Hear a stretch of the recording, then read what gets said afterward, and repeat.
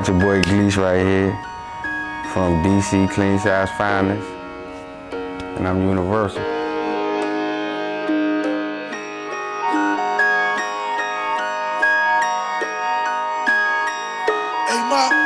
Well, me and Chris started TLB, and even the name, I guess, is like Takeover Band. My man Jamel gave us the name for it, but it was just ironic of how we even came across that, obtaining the whole band, because Chris was a singer in another band, and me and him from around the same way, so he was coming around the way talking about, man, he needed timbali players, and that's all I used to do in the schools, play the timbales on, play the drums on the tables and shit. And I was like, man, I want to play the timbali, bro, for the band. So I joined his band that he was already singing in, but we didn't like the way everything was going, so we was about to quit, but the band was like, nah, man, don't quit. So when we came, they was like, me and Chris said, man, if we come back, we gonna take that band over. Chris gonna be the lead mic, we gonna run things the way we want to run things and shit. And that's basically how we ended up going back to the band, taking that band over. But we still didn't even have that band, the name TLB at that time. So somebody came in and was like, man, nah, y'all should be Takeover Band.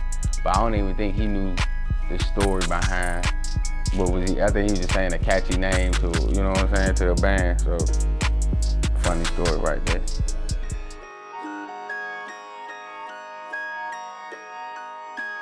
You gotta think, I'm trying to think of specific, like, you know what I'm saying, nothing too crazy, nothing, you know what I'm saying, funny.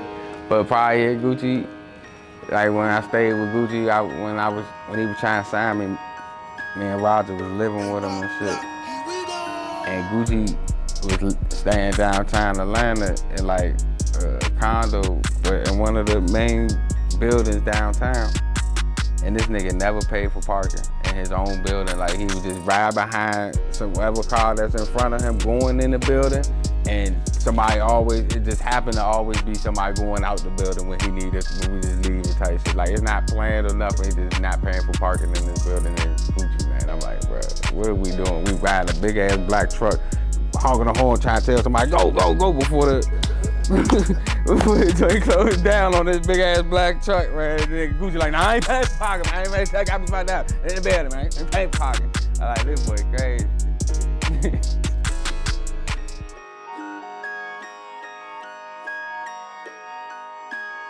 Shit, Gucci, shit. Everybody love my shit that, like, it's in this, like, XXX told me I was the GOAT on some, when I first met him. Gucci walked up to me, told me Coach K told him about me. I think that, like, probably one of the most random joints was when Solace was trying to sign me, so I was in Chicago, but Fredo picked me up from the airport. So then we end up going to, I wanna say, Wiz Khalifa show. Somebody had like a Live Nation show out there joint. So everybody was out there joint, like from Chicago was in this joint backstage. We backstage, Lil Durk, is Reese, me, Fredo, everybody in this joint, and I'm in there smoking. Matter of fact, I was in there chilling, I wasn't even smoking. And a nigga Twister walk up to me, pass me the backwood like, I fuck with your music. And Lil Durk and Reese behind me and like Fredo, and I'm looking like, thinking he talking to them, like he dead, trying to pass me a backwood, like I fuck with your music. I'm like, you talking to Twister, like, how the fuck you know me, bro? Like, what the fuck? Shit be just weird, bro, like how a motherfucker be in tune with shit.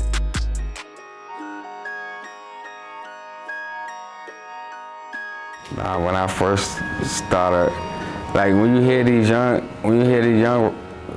guys rap now, they telling the whole murders, right? Like not being the street at all. And I was inspired rapping from Gucci, but it was just, drug dealing, robberies, like other stuff like this. But just talking about that stuff, like my mother feel like, man, you gotta be find a way to be more discreet. You can't just be, and I wasn't even saying, like, to me thinking back, I'm like, bro, I wasn't even spilling a whole murder scene of something like these dudes are saying, you know what I'm saying? Like, whatever. But over the years, I've learned to probably, I wouldn't even say I learned. I guess I made music on the vibes and the times that I was in, I guess. So it didn't, I didn't have to necessarily watch everything I was saying because I wasn't doing everything, you know what I'm saying? So the music ended up changing as I changed with it. But as far as mental health goes, that's a whole other thing that it's all in your mental. It's all, the world is, we live on earth, but you are in your own world. It's all in your head. It's up to you to battle your demons and your thoughts and come to terms with your losses and the things you want to avoid in life, because holding on to them is what causes the illness in your head. So as we speak on mental illness, the key word is mental, and something that is mental is something in your head. So it's up to you. You can use tools, you can get help, you can do a lot of things, but in the end, it's always up to you to be able to, you know, overcome those obstacles in your head. No one can fix that.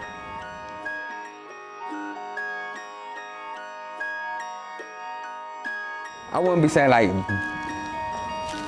dealing with anything like it was taking a toll, or maybe maybe I don't think at the time when you're doing something you can see the damage that it's taking, right? Maybe, but I guess when I used to drink lean, the song I did called "Please," it's like, please serve me some lean. Like, it was really like some crackhead shit of me like begging for the lean dealer to serve me some lean. But in the outcome of me making that song, I never geeked for lean like that ever again. Like, I haven't since that day. Like, I never was like, oh, I need with a lean, and like, please. I never begged. Like, that song was put out, and it's like I yelled that energy onto that song, and then that's where that energy stayed. And it ain't me searching for that, you know what I'm saying, drug anymore, you know what I mean? So I guess that was one of the most powerful things that I seen me, you know, like possess in my music, I guess, from my standpoint, for me, yeah.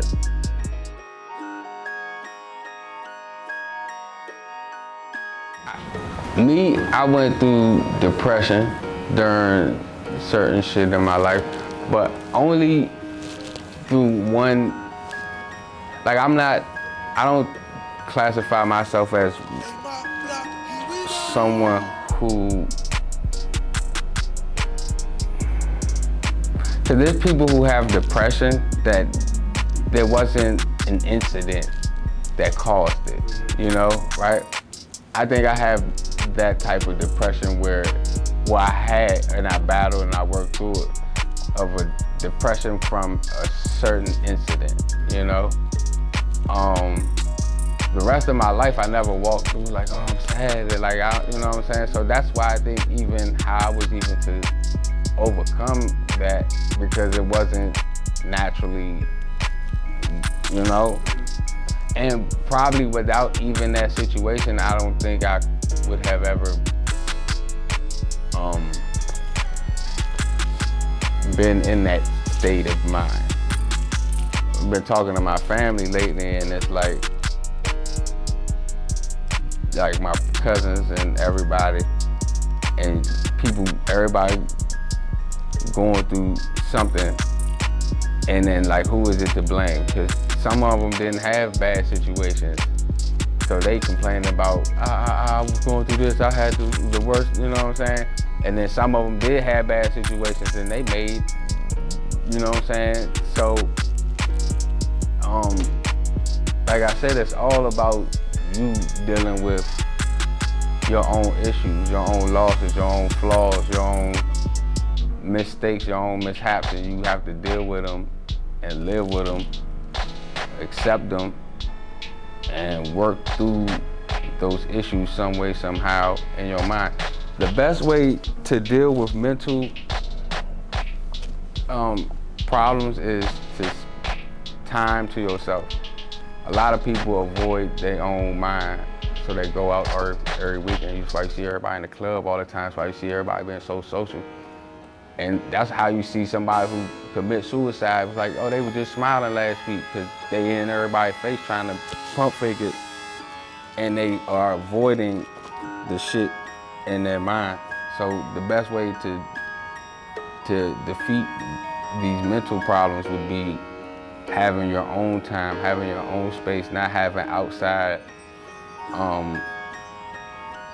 entities interfering with thought.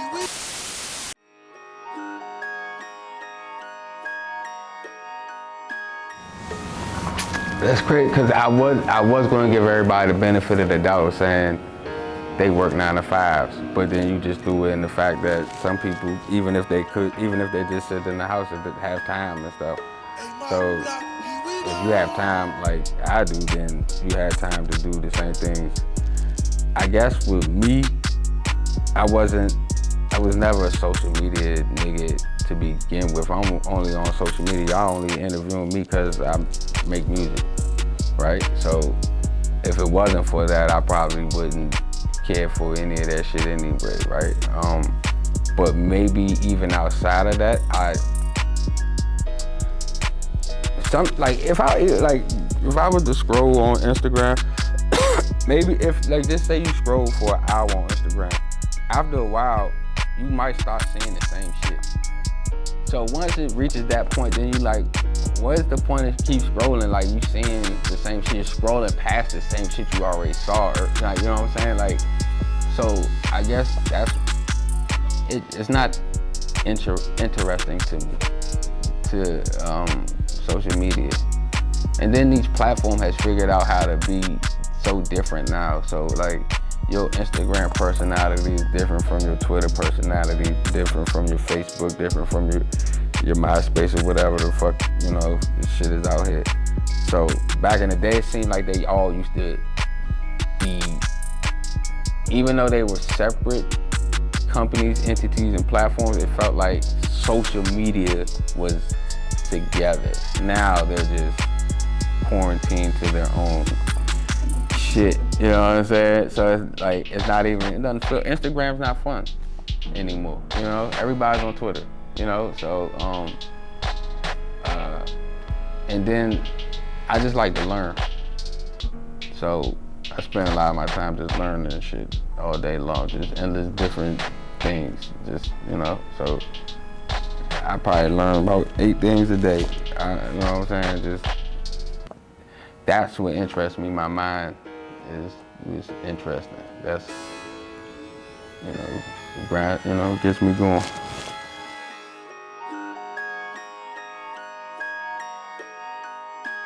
I think I learned a lot from being in the go-go band. I think I learned a lot from being around my man Chris. He had a drive that most young people didn't have. He was who made me go to practice every day. He was who made me get up off my ass and like days I'd be like, well, I don't feel like doing this shit. He's like, bro, come on, he coming to my house and he making me go. I think I carried that drive and spirit and the knowledge of the quote, you only as good as your last work. And I think I like literally just would equivalent that to Chris's drive. So when I would do a lot of other things, I guess that's where it would come from.